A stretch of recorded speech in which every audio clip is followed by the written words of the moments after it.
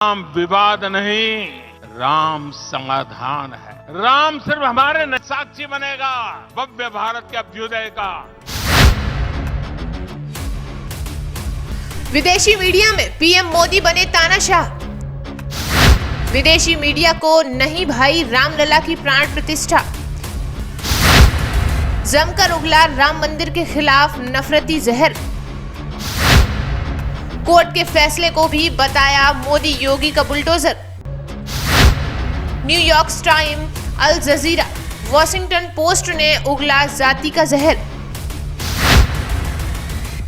इस खबर को जरा ध्यान से सुनिएगा। जिस तरीके से विदेशी मीडिया के जहन में राम मंदिर के लिए जो जहर उगला है, सुनकर आप भी दांतों तले उंगलियां दबा लेंगे।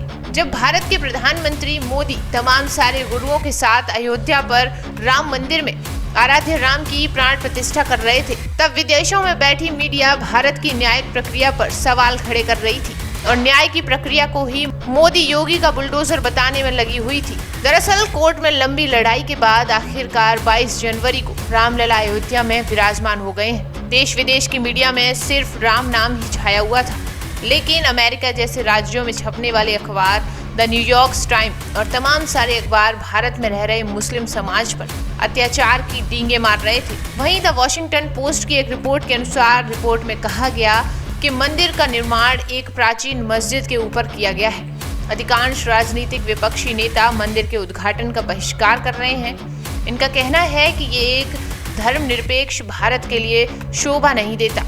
हालांकि राम मंदिर के प्राण प्रतिष्ठा समारोह में शामिल होने वाले की सूची में कई बड़े नाम हैं, जैसे प्रधानमंत्री मोदी, उद्योगपति मुकेश अंबानी और गौतम अडानी और बॉलीवुड सुपरस्टार अमिताभ बच्चन। इसमें कहा गया कि आगामी आम चुनाव से पहले मोदी की हिंदू राष्ट्रवादी पार्टी देश के हिंदू बहुमत की पैरवी करने के लिए समारोह का उपयोग कर रही है। रिपोर्ट के अनुसार भगवान राम के भक्त सिर्फ भारत में ही नहीं है, बल्कि थाईलैंड, इंडोनेशिया, म्यांमार और मलेशिया जैसे देशों में भी राम की शक्ति को पूजा जाता है।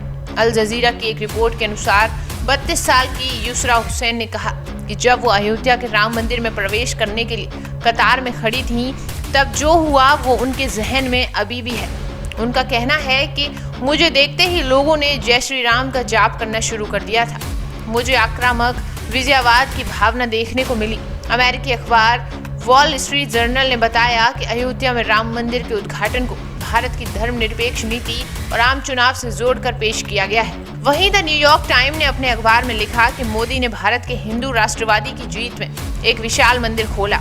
मोदी का उद्देश्य हिंदू बहुमत को एकजुट करके भारत में हिंदू वर्चस्व स्थापित करना है। वहीं उसने आगे लिखते हुए बताया कि बाबरी मस्जिद, जिसके बारे में हिंदू पक्ष का तर्क है कि इसे मुस्लिम शासकों द्वारा उस स्थान पर पहले की हिंदू मंदिर को नष्ट करने के बाद बनाया गया था। 1992 में हिंदू कार्यकर्ताओं द्वारा इसे गिरा दिया गया, जिससे सांप्रदायिक हिंसा की लहर फैल गई थी, जिसमें हजारों लोग मारे गए। जिस तरह से मस्जिद को ढाया गया, उसने दंड मुक्ति की एक मिसाल कायम की, जो आज भी गूंजती है।